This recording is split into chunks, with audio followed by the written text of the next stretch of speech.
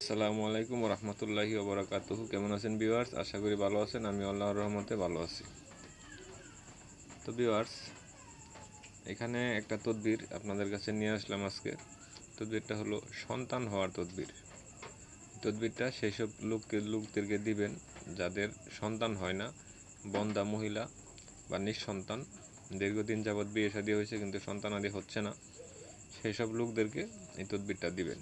ইনশাল্লাহ 100% কার্যকারী হবে।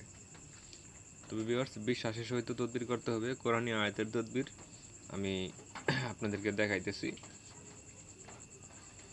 তা এখানে লেখকের ভাষায় কিছু কথা বলছে, আমরা প্রথম সেটাকে দেখি। নিঃসন্তান ব্যক্তি এ আয়াত সকালবেলায় 70 বার পাঠ করবে এবং 2টি কাগজে লিখে একটি তাবিজ স্বামীর এবং অপরটি স্ত্রীর গলায় বাঁধবে। আয়াতটি এই। তো ভিউয়ার্স, নিয়মকানুন আপনাদেরকে পরে বলতেছি, আপনাদেরকে আয়াতটা আমি দেখাই দিই। আয়াতটা হলো এই হলো আয়াত। এখানে এটার আরেকটা প্রেসের নিচে, সেটা পরে এক সময় দেখাবো দিব। এই যে এখানে দেখেন স্পষ্টভাবে হয়তো আমি দেখাইতে পারতেছি না, তারপরে এই যে রব্বানা হাবলানা মিন আজওয়াজিনা ওয়া যুররিয়াতিনা কুররাতা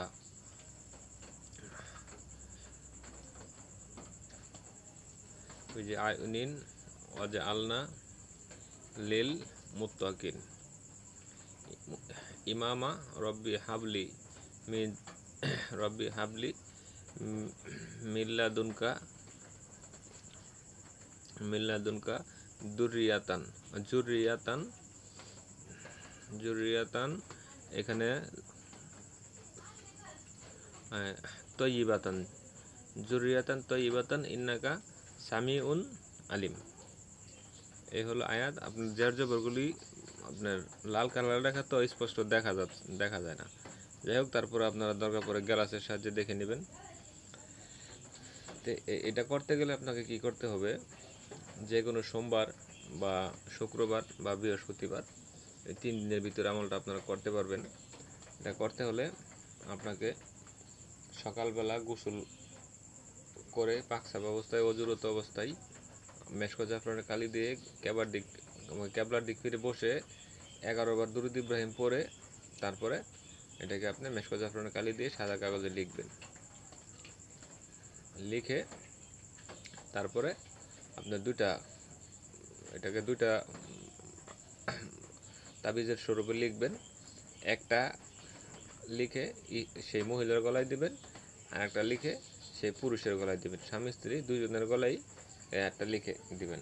এবং ওই যে অপর পৃষ্ঠায় বলেছে যে স্বামী স্ত্রী দুইজনেই 70 বার পাঠ করবেন 7 দিন পর্যন্ত। সকালবেলা কোনো কিছু খাওয়ার আগেই আপনার ফজর নামাজ পড়ে স্বামী স্ত্রী দুজনে 70 বার আয়াতটা পাঠ করবেন।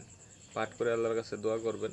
দেখবেন ইনশাআল্লাহ এই আয়াতের বরকতে এবং রহমতে, আল্লাহর রহমত ছাড়া কোনো কিছুই হয় না, দেখবেন আপনাদের ঘরে সন্তান আসবে ইনশাআল্লাহ। তো ভিউয়ার্স, এই ছিল আমাদের বিষয়ে আলোচনা। তারপরে যদি কারো বুঝতে অসুবিধা হয় কমেন্ট করবেন বা মেসেজ করবেন, আমি উত্তর দেবো ইনশাআল্লাহ।